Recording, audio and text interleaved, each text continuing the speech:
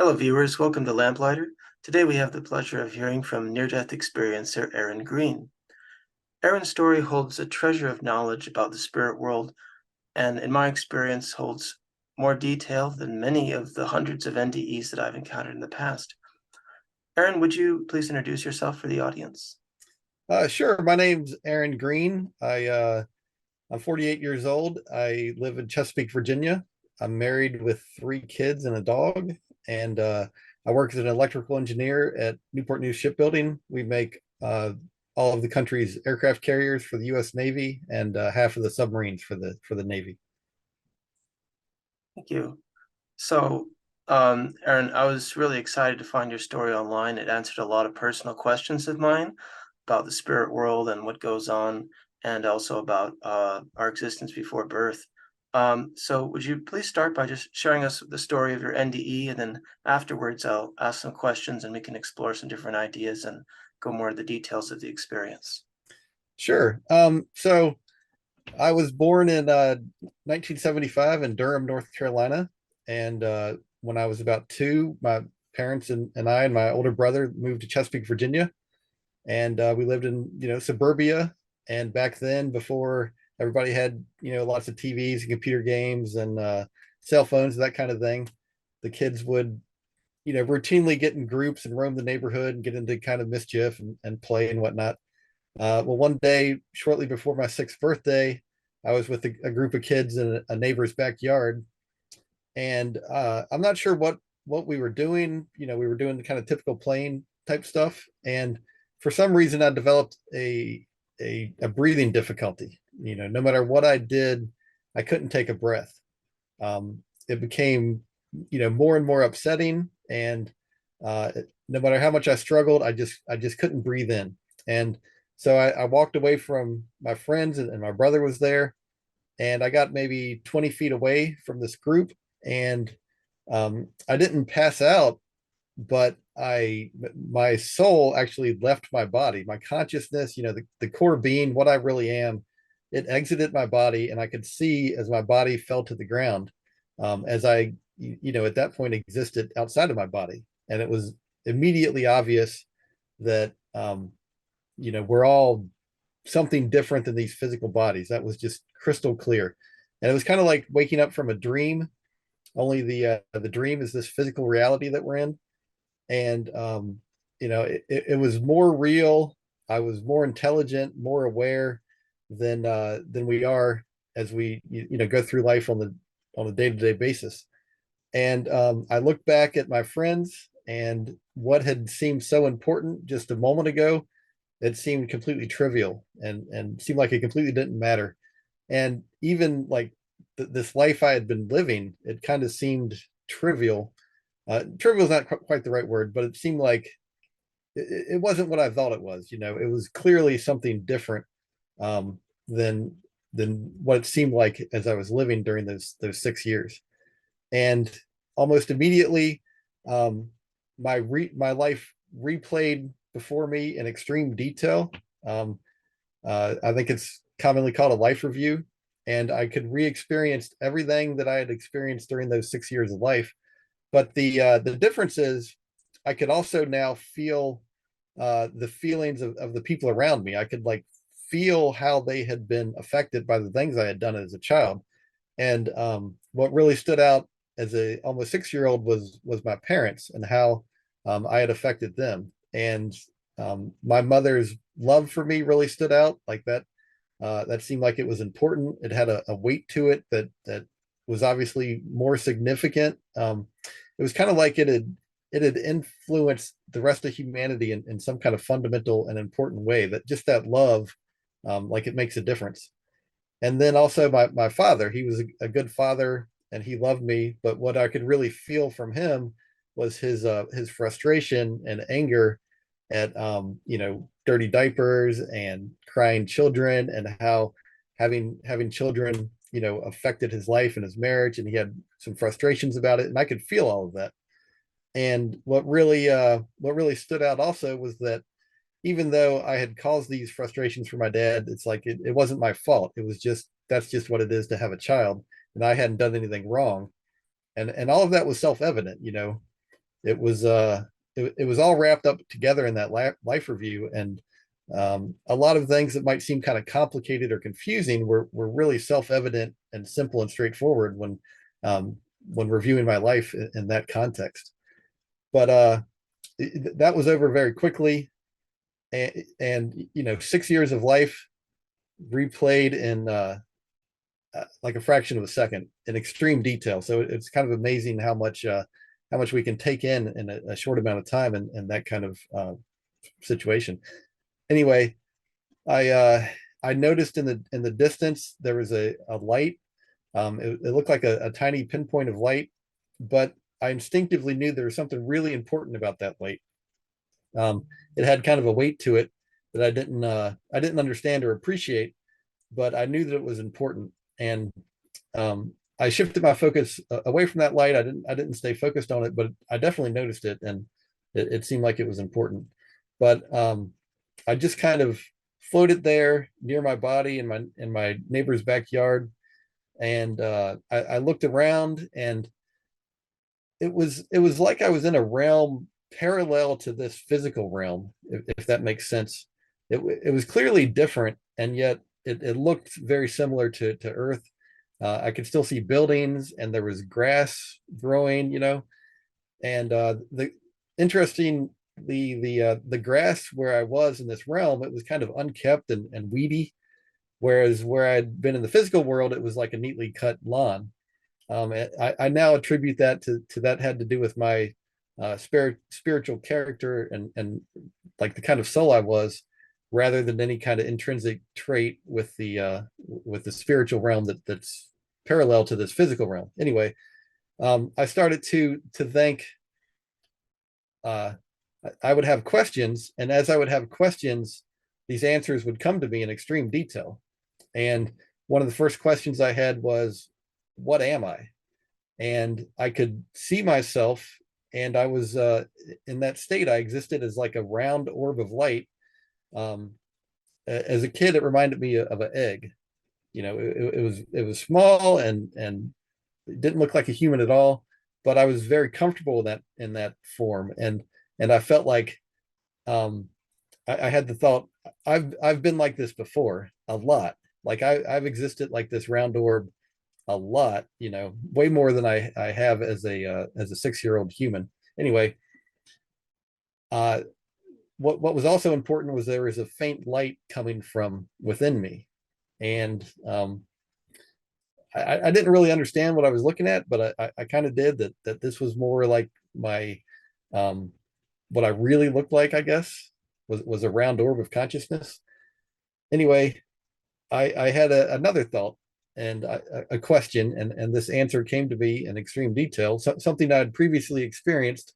It's like I re-experienced it, and remembered it, but it was a spiritual memory, and it came back in more detail and more clearly, and it was like perfect, as opposed to here on Earth when we have a memory.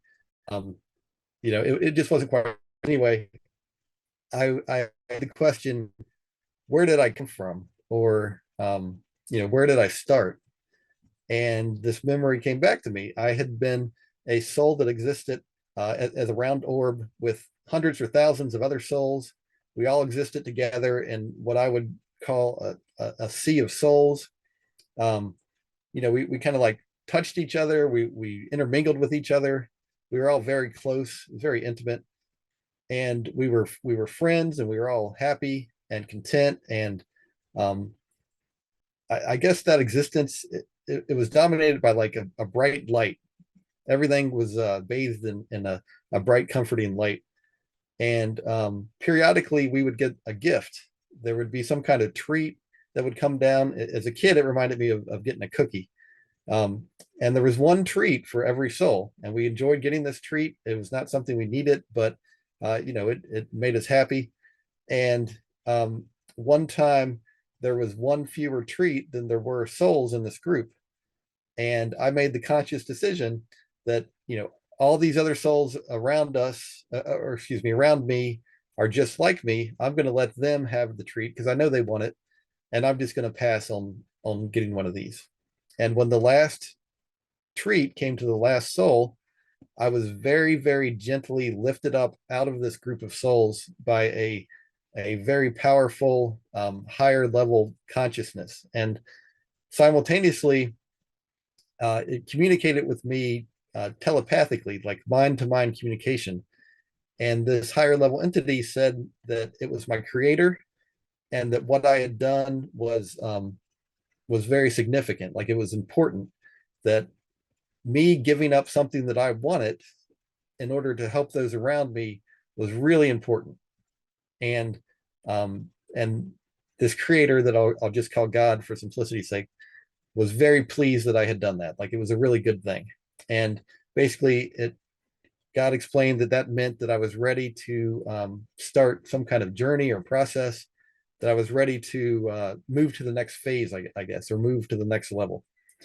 And God, uh, God was loving and compassionate and kind and gentle with me, and just just wonderful. Okay, everything positive you could think of. There was no anger or meanness or anything. There was nothing like that. Everything was positive and happy and very pleasant, and just wonderful to be in God's presence. Um, but God said essentially that um, I had a wonderful existence, prepared for me, that all of us had a really, really wonderful future. And that in order to really enjoy that future, enjoy that existence, we needed to go through some kind of process that would kind of like grow us and educate us and make us able to appreciate and enjoy all of this stuff that God had in store for us. And essentially, um, the way it works is, God is loving, kind, compassionate, forgiving, generous, nice, everything you can think of along those lines.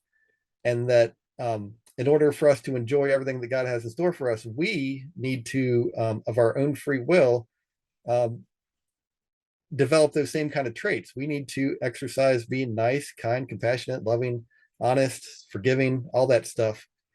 And God is not going to force us. Uh, I asked God, if we need to be like this, couldn't you just change us and make us the way we need to be so that we can enjoy our existence? And God replied, absolutely. God was capable of changing us any way that God wanted to, but we were created to have free will and to make our own decisions, and that was extremely important. Like, that was critically important to our creation. That was like the core reason we were created in the first place. And if God was to forcibly change us, it would violate that very reason for our creation. So God wasn't going to change us, even though it would make the things easier. But God had a way that we could quickly grow in the way that we needed to. And so I accepted that, and agreed that I would be willing to go through this process that God had explained to me. It sounded reasonable, and God, the confidence that God had in this plan was absolute. God had thought through this plan in detail. Every little thing was considered. Every trade-off between different decisions, God had considered all of it, and this was the best way to develop us. We could get through whatever difficulties we needed to get through. We could get through them quickly, and then we could move on and enjoy our existence. And God asked if I wanted to see God's face before I went off on this journey, and so I agreed. I said, okay, sure. And my attention was turned away from all these souls that I had been looking at, and I was turned towards a large sun-like entity. It looked like a giant sun, only it wasn't just like one giant sun. Mixed in with the sun were like millions and millions, or billions and billions of souls that were all together, and they all put off their own little piece of this light, and together it was a bright sun-like light. But each soul in there was part of this, part of God essentially, and all of them together uh, created this created God, I guess. So there was like all these individual personalities that were simultaneously, they maintained their own characteristic and own personality, but they were also part of God. And God had God's own personality, which was unique and special, but somehow it all worked together, and it was really amazing. um, but some of these souls that were with God, they like came to the surface of this sun, and they were wanted to wish me well and welcome me into existence, and wish me well in my journey. They had already gone through this process that I was about to go through, and they understood, you know, where I was in my development and what I was about to go through, and they knew it would be difficult. But they also said that when I was done, I would come join them where they were, and they were happy with that idea that I would come join them, because there was something that I would add to this. There was something that I would add that no other soul could add, and that would like increase their happiness a little bit. Even though they were ridiculously happy in that current state, me coming there and join them would make them even a little bit happier, and so they were excited about that. Um, so after they wished me well, God asked me if I was sure that I was willing to go through this. And I said, yes, I'm willing to go through this. And with that, it's like I was shot out at at a great speed away from God, but God still was like communicating with me telepathically. And I went, I don't know, it seemed like a great distance in a fast amount of time, but we started looking at all these different planets that I could go to, and it was up to me to choose what planet I wanted to go to. And after looking at several thousand, or I don't even know how many, there was a lot that we looked at. And I was you know, much more intelligent in that stage, or you know, existing like that, than I am now. And we could look at all these different planets very quickly. But when we got to Earth, there was something about Earth, and I was absolutely sure that this is where I wanted to go. And God asked me, "Are you sure?" And I agreed, yes, I'm sure this is where I want to go. And with that memory of how I came to Earth ended, and I was kind of like back to floating around near my body. And I had another um, question. I wanted to know, well, how did I become Aaron Green? Why am I, you know, why am I living this life as this person? And so the memory came back to me again. It was the process of how I became Aaron Green. And I had been with some guides who had previously lived on Earth, and they were helping me to pick a body that I was going to occupy for a lifetime. And they had a plan where I would they had a body picked out, and we looked at the body, and this person that they wanted me to be would have been a very angry person. Like their entire life was dominated by anger, and I completely rejected that idea. I said, no, I'm not gonna live that life. And they respected my decision, and we moved on and started looking at other options for me. And nearby there was a couple that were going to have another baby, and we started looking at the kinds of children that they could have. And um, I saw that these parents were capable of having a redheaded child, and I really liked the idea of being a redheaded girl, because after seeing this angry person, I didn't want to hurt anybody. I wanted to be you know, peaceful, and I felt like women or females were less likely to hurt other people. And so I wanted to be a female for that reason. And the red hair, it really appealed to me because it's kind of rare. And as a soul, it was just it was like obvious that this was a rare hair color. There weren't many people with that kind of hair color, and that really appealed to me. I wanted to have something unusual. But uh, there weren't like a lot of genes in my parents that could produce a redheaded child, so it was kind of like a limited selection, and the options available just weren't. They didn't quite work. It's like I would have been an awkward girl. I would have been kind of had difficulty relating to other people, and I never would have gotten married, and I never would have had children. And to me, that was kind of like a deal breaker. So we started looking at, okay, what about the redheaded boys? And it's like there was even less redheaded boy options available to these parents. Um, so we started looking at, okay, what about brown haired boys? And these parents, that was like the dominant gene. So there was just all kinds of options available for brown haired boys. There was just like anything any kind of choice I would want, it was almost like I could pick anything as long as it was a brown haired boy, because that was like the dominant gene. So we started looking at what kind of person I could be. And um, I wanted to be like the best looking guy on the planet, really, really good looking. I was like, if I'm gonna come to live a life like this, I want to be a really good looking guy. And the parents they had those genes available. I could be a really good looking guy.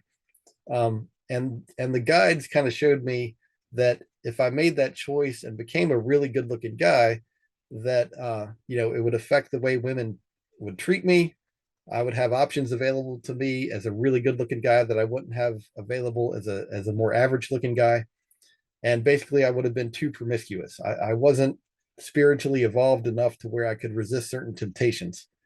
And there was a spiritual downside to that. And that was self-evident, that if I'd become overly promiscuous, there was a spiritual downside that was unacceptable to me. And so I backed the attractiveness down to something a little bit attractive, but nothing remarkable.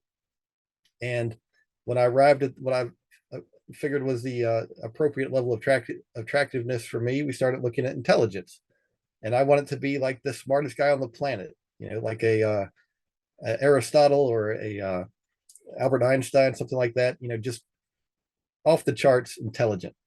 And that these parents had that available to them. But the guides helped point out, if I chose to be extremely intelligent, I would be arrogant. I would kind of look down on other people for not being as smart as me, and I would be an atheist. And that was kind of like a deal breaker for me. I was like, okay, there's too many downsides to this. So likewise, I backed the intelligence down to a smart person, but not like astronomically smart, nothing crazy or remarkable. Um, and then likewise, we looked at other traits, and I was able to see what kind of body this would be down to the most intimate detail. And I knew what the body was going to be like. And when we arrived at what I considered to be the right body for me, it's like, okay, this is what this looks good.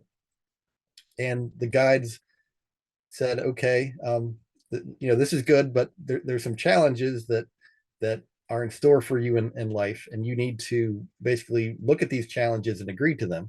Otherwise, you can't. Otherwise, these challenges were kind of like too difficult, and I needed to agree to any difficulty above some certain level. Um, so they showed me that I would have my nose broken as a teenager and what that would be like. And I saw how difficult that would be, and what kind of frustrations I would have. But I agreed to it because I knew that it would help me progress spiritually, and grow into the kind of spirit I wanted, or soul that I wanted to be. They showed me that I would dislocate my shoulder. Then they showed me later in life I would dislocate and break my other shoulder.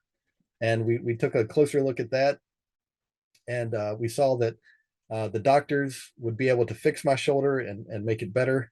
Um, but it was kind of funny. Looking at it from that perspective, it seemed like human technology was just so primitive. Like the way they would fix my shoulder seemed primitive, kind of like it was the Dark Ages or something. Anyway, but the doctors would be able to fix it, and that was key. And so I agreed to it because although it would be difficult, they'd be able to fix it. It wasn't that big of a deal. Um, and then when I agreed to those difficulties, my guides also pointed out that as an unintended consequence of all these choices I've made about this body would have extreme acne as a teenager. I really bad acne for a couple of years. And I also saw that would actually help me progress. The exact phrase I remember is, this will help me on my mission. Um, and because it would help me, and it was only 2 years, I agreed to have this horrible acne. And it's kind of funny. It was a couple of years of middle school where I had really bad acne. And if you remember middle school, kids aren't always nice to each other. And it was really difficult. But as a soul, those 2 years seemed like absolutely nothing. Like it was like seemed like so short. 2 years of difficulty. And it would help me on my helped me to develop anyway. So I was completely willing to go through with it. So once we had made those decisions, the guides had some other more complicated um, things I needed to agree with. There was some plans that related to me and other people and our interaction. Some of that was planned out, and I needed to agree to certain things. And so I agreed to some of these planned out interactions where different lives were planned out how they were going to interact with each other. And anyway, when all these decisions were made, we took another close look at my parents, and on Earth we have lots of secrets. There's stuff we don't know about each other, but as a soul, I knew everything about these parents. I knew exactly what I was getting myself into. I knew where they were on their spiritual development. I knew what kind of parents they were going to be. I knew what kind of relationship I would have with my older brother. Um, it was all perfectly evident, and the guides pointed out that my father was kind of a little bit angry, and that he had a temper, and that was going to be an issue for me growing up. But I took a closer look at that, and um, there was other things about him as a father that I liked, and so I agreed that, um, yes, these are the parents I want. I'm willing to live this life. And the guides asked me one last time, "Are you sure?" And when I said yes, I'm sure, then the decision was made, and it's like I was going to live that life. And so with that, the that memory ended, and it's like I was back to floating there next to my body. And I had another question. Uh, what happens to souls after they leave their body? When they die, what happens to everybody? And so I was shown a number of different realms that souls go to, and how they exist after they go through life. And one of these realms was a really miserable, horrible place where the souls there were really hideous looking. They look kind of like monsters with giant claws, and they just fought with each other all the time. And it was horrible, and they were absolutely miserable. But I witnessed one of these souls stop fighting with the other souls around it, and when it stopped fighting, there was like a angel or a being of light up above, and it swooped down and lifted this soul out of this horrible battle. And I was told that they had a way for this soul to continue to progress.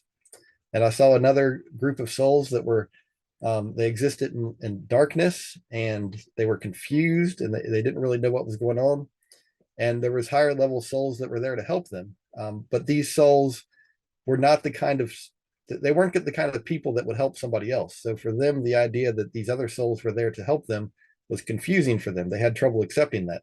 But eventually I witnessed one of the souls agree to be helped by these higher level souls that were from like a happier, um, higher level realm. Anyway, they took this soul away. They had a way to help him. And I was told that all these souls eventually they would accept help, and that they would move on to a happier realm. And I witnessed a realm that looked kind of like Earth, but it was ugly. It had buildings that were kind of crooked, and it was dark, and there was like a dirt road there. And the souls there weren't very happy, but they weren't miserable, but they weren't happy either.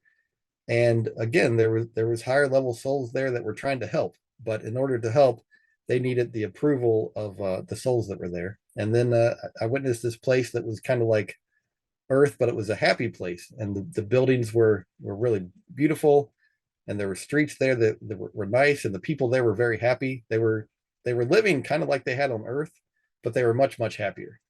And then I saw this other realm that was like a city of light, and the people there, or the souls there, were extremely happy.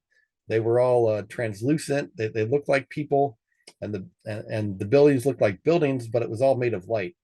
And it was absolutely beautiful. And after I witnessed these places, I was back to floating there by my body, and a a higher level soul or an angel came at me at great speed, and essentially said, "You are not to leave your body." It was like this breathing difficulty that I had shouldn't have triggered my soul to leave my body. It was kind of like I had been spiritually, like I had done something I wasn't supposed to do. That's how it felt. And so it was like, bam, I was back in my body very quickly. and this soul or angel that had approached me was absolutely beautiful. I couldn't even describe how beautiful it was. It was amazing. Um, but I was back in my body, and I stood up, and I estimate about 30 seconds had gone by that my body had been laying there. Although as a soul outside of my body, it felt like way longer than 30 seconds. Like time in that realm doesn't equal time in this realm. It's kind of like different. Anyway, my brother had come over to me. He was going to check on me to see if I was okay, but he saw that I stood up, and when he saw me stand up, he walked back and ignored me, and I walked home. I tried to explain it to my mother, but I was completely unable to. And I would think about that experience daily for months and months, and then maybe 6 months later, these guides that had helped me, they contacted me telepathically and explained that they were going to need to hide that memory from me. It was causing problems in my life. And so I agreed that I was going to let them hide that memory. They needed my agreement though. They couldn't just do it to me. But I agreed. And then I lived life. I got my nose broken in seventh grade and had no idea that I agreed to it ahead of time. And I dislocated my shoulder and broke and dislocated my other shoulder, having no idea that I agreed to any of that. And then I guess it was about 13 years ago, I was reading a newspaper, or I'm sorry, a magazine article about Eben Alexander. He's a guy who had a neurosurgeon who had a near-death experience. And when I read his account of his near-death experience, I believed what he said. I accepted it as true, and somehow that triggered the I guess what's called a spontaneous recall, and I remembered what had happened to me when I was 6 after not thinking about it for like 30 years, and those memories started to come back to me, and I've been thinking about those what happened to me as a kid for almost daily for 13 years now, and I, I'm just happy to be able to share that experience with you, and that's the gist of my story. Thank you so much, Aaron, for sharing your experience. There's so many questions I have and so many thoughts. I feel like I could just dive into this forever. But I guess maybe we'll start with this.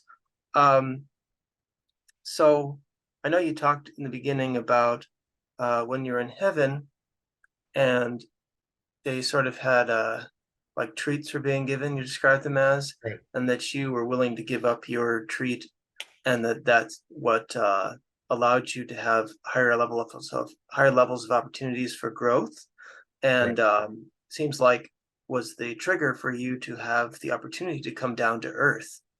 I thought that was pretty interesting. Could you share a little bit more about that? I don't know what the treat really means, for example, or maybe you could explain more about your feelings on that principle. Yeah, I don't know what it was. I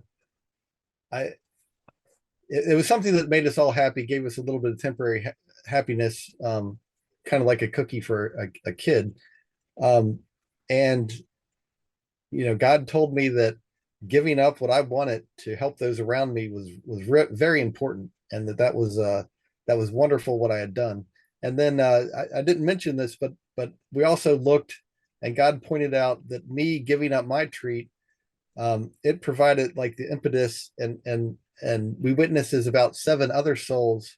Something similar happened after I'd been pulled up, where all these treats came down, but there was even fewer, and there were 7 souls that had given up their treats, and that they were then uh, gonna start their process. But God pointed out that me giving up that treat, it had triggered all these other souls. They saw what I had done, and seeing me sacrifice something that I wanted, it kind of helped trigger them, or help them make the decision to give up something that they wanted. So it's like what I had done had started something bigger, and there was like a domino effect that moved on, and was going to help more than just me. Oh, that's really interesting. Yeah, a lot of the NDEs will describe what they call the ripple effect, Yeah. looking at the life and how one little action affects so much. Another really interesting thing for me, that you were emphasizing the importance of free will, and that it was the reason for our creation, Yeah. um, and that like even the angels, they needed your agreement to hide your memories. Yeah. Yeah. Something for me I've noticed just in my own personal prayer and my efforts to build a relationship, kind of a two-way relationship with God, through His Spirit. I've noticed that I always feel like heaven is happy with me when I've made a decision to do something, if it's, Okay. a relatively good decision. So that's pretty interesting to me. Like, even if it's not like a perfect ideal decision, it's still, if I'm making a decision, I'm feeling like, okay, I'm gonna try this. I'm gonna do this. It's like I just feel like heaven's just like yes. Yeah. It's very Yeah. interesting. Yeah. The God point blank told me that we all have free will and that free will is extremely important. And as I understood it, there was so many consequences of that free will that that trickle down into why so many things are the way they are. It's because God respects our free will and allows us to make our own decisions. But the flip side of that is, well, then we get the consequences that are a result of our free will, and through those consequences we learn, and um, it's a little bit like a baby touching a hot stove. Sometimes we make decisions that bring us pain, but we learn from that pain. um, but yeah, the concept of free will, I think it's underappreciated because so many natural consequences flow from that, and basically dictate the terms of how things are on life, how things are on Earth, and how they play from our spiritual existence. Yeah. So, you also mentioned that there's something about Earth that was special, that you felt was favorable compared to other planets. Do you remember what that was at all? Or No, I don't. I got the impression that I guess I got a couple impressions from that. I don't remember any details of all these other planets that I looked at, but I definitely got the impression that I could have obtained my spiritual progress on any one of these planets, and I totally think there's souls just like us all over the universe, kind of living similar lives like this. I imagine it looks very different than Earth, but a soul inside a body so that they can have this physical life. I think that's repeated all over the place. And I got the impression that the Earth was. I don't think it's like the most difficult realm, but I think probably we're in a class of planet that's very difficult. That's kind of my interpretation of the things I saw, but I do not know the exact reason why I picked Earth. But I was just absolutely sure this is where I wanted to go. that's interesting that you say it was a particularly difficult planet, because you're not the first one to say that. There's a lot of Right. other near-death experiences that talk about it as being like just extremely difficult compared to some other opportunities that we Right. might have had. Um, But the flip side to that is that we can grow spiritually much faster.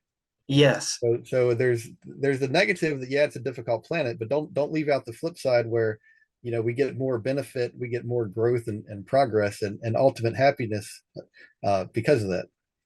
right, right. I think it was described as being like it was actually really desirable for that reason. I remember Right. there were some people talking about that. So that brings up another interesting point, about trials or challenges that we go through. And I thought this was really interesting because you mentioned how the acne was important in for your development, or it was helpful for your development, and that the broken bones, and Mhm. not so much the clubbed foot. That was interesting. Um, and I was Yeah, thinking, one of the choices I could have made was to have a club choice, a club foot, but I passed on that because it wouldn't have been a benefit to me. yeah. So I was thinking, I don't know why that is. It's really curious to me because maybe some trials are just better for us than others, or maybe we're Right. just not ready for certain ones. that just do more harm than good? I don't know. It's very interesting. Yeah, I got the impression that for whatever reason that particular handicap with my foot just wouldn't have it wouldn't have benefited me or anyone else around me. There wasn't like it wasn't worth it. It didn't really help anything, so there wasn't really a reason to have that difficulty. Interesting. Yeah. So one of the things, so I was thinking, with the acne, you're talking about being in middle school and, people aren't always so nice. Um, I was thinking, it's probably gave a lot of opportunities for forgiveness, Right. because you have to, every time someone makes a derogatory comment, you have to grow and to rise above that and to forgive that person. Yeah. Well, actually, the getting my nose broken, that was I got in a fight with a guy. I knew this kid well. We sat together every day in band class, and that was difficult.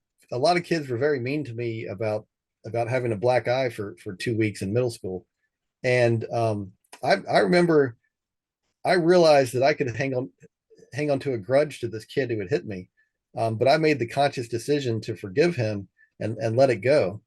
And at the time, I didn't think that, I didn't see any significance into forgiving him. But now looking back on it, I realized that being able to forgive him for hitting me and breaking my nose, giving me a black eye, that was probably very significant and very beneficial to my spiritual progression. And without that, without that broken nose and black eye, I never would have had the chance to forgive somebody like that.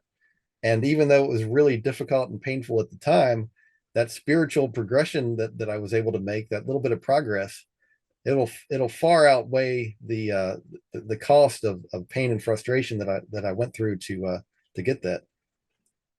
Yeah. So that on the flip side, it's interesting too that you asked that you initially were asking to be very good looking, very Uh-huh. intelligent, and they're saying that wouldn't be so good for you because of all the temptations that would come from that. Right, I feel like we kind of intuitively know these things, but like it's not always clear to us. We're always, because like it seems like something that anyone would want to do. I'd want to be beautiful and right, intelligent, or um, and it seems to me that blessings, physical comforts and things can be helpful to a point, but that when they're in the extreme, it can a lot of times be harmful because there's so much temptation that goes with it. right. Or if we're not able to like if we have a lot of gifts or money or whatever or power, and we're not sufficiently developed to where we can use those gifts or power or money to help others or to make the world a better place, then ultimately we're I think just adding more pain to ourselves. I can think of some world leaders that um, they're not out to help those around them. They're out to help themselves, even though they're in a position of power and wealth. They're misusing that power and wealth, and really that's not helping them or anyone else. Yeah. Um, so another really interesting thing to me was talking about the people who were in the, I guess, the lower realms or hellish realms, and that they were actually able to, that there were messengers that were sent to them to help them to get out. So Yeah, to me, it's especially interesting because from my particular Christian background, I was taught about that there was actually a way out. right, And I've heard before, like that the word in the Bible, that the word eternal sometimes translated could be translated as long time instead of forever. right, um, and there's other scriptures on that. I'll list them at the in the comments so I don't have to take the time quoting, but there's a lot of scriptures that line up with what you're saying that are not commonly understood that way. right. So that was to me really powerful too, because it shows, there's still free will going on there in those darker realms, and there's opportunities being given to them, and that it's like it's their own mistrust and their own Right. fear that's holding them back. Yeah, that's totally what I saw. Um, so I'll go into a little more detail. So this group of souls that was kind of lost and confused and mistrustful, one of the higher level souls that was there to help them, like that soul had actually known this soul in life, and this soul that he ultimately helped had actually helped him in life. So he was kind of like there, returning the favor, maybe, but also he was just trying to help any soul that he could. Like that's actually the higher level souls, instead of just hanging out in heaven all the time, I think a lot of times they come down and try to help others that are at a lower level. Um, and anyway, I thought it was really it was really cool that soul and then all the other ones would eventually accept that help. But you mentioned something. Somehow people have got this mindset that God is just going to throw countless souls that he loves deeply into a horrible prison for eternity with no chance of ever getting out. I realize if you've grown up with this your entire life, maybe you have trouble accepting something different. But honestly, that just doesn't pass any kind of sanity check at all. That just doesn't make any sense why anyone would make things Yeah. that way. And myself, I witnessed that that's not the case, and other near-death experiencers have also witnessed that that's not the case. And it just doesn't pass any kind of sanity check that God would ever make things that way. Right. But yeah, you're absolutely right, though, that the free will part of that all these souls, it's their own decisions and their own mindset that holds them there. It's not like God is holding them there. God's actually trying to help them, as well as higher level souls are there trying to help them as well. Yeah. Yeah, I think it's one of the most hopeful things, and it's kind of a personal dream of mine, actually. Maybe it's kind of crazy, but that one day when I pass on, and assuming I go to one of those higher realms, I certainly hope Uh-huh. so, that I'd be able to go down and rescue somebody from the darker realms, and I think that would be just incredibly cool to be able to do that. Um, oh, so another thing. So you talked about uh, the need for faith, that you weren't able to remember these things that would interfere with your progress. Right. Um, yeah, yeah. Growing up, I always heard of this as called the veil. We were not supposed to remember these things. Um, and so I wonder if you could expound a little bit more on what was going on with that. With the forgetfulness, like, Yeah, with the what you might call veil of forgetfulness, or why it was important, and okay, yeah. yeah. In order for us to face the challenges that we're supposed to face in the way we're supposed to face them, we can't have all this knowledge of what God's really like, um, and how things are supposed to be. And in addition, we can actually exercise our free will to a higher degree because we don't have fear of consequences or thought of reward in the afterlife. We can kind of do what we want to, or at least most people can, because they have no idea what the consequences are of their actions. So they're actually existing on this planet with a greater degree of free will, and that was all kind of planned out and deliberate. Like if I knew the spiritual benefit of, let's say, buying someone lunch, someone who is hungry some lunch, then that would kind of take away from the benefit would receive from helping somebody when I don't know what the benefit to me is of helping someone else. So we're actually able to um, gain more benefit through this ignorance than we would be if we understood everything. Um, I don't know if that's a good explanation, but that's kind of how I see it. Thanks. See here. So I guess there's a million things we could go into, but I think we'll probably kind of wrap up here. Do you have any just like parting thoughts for the audience?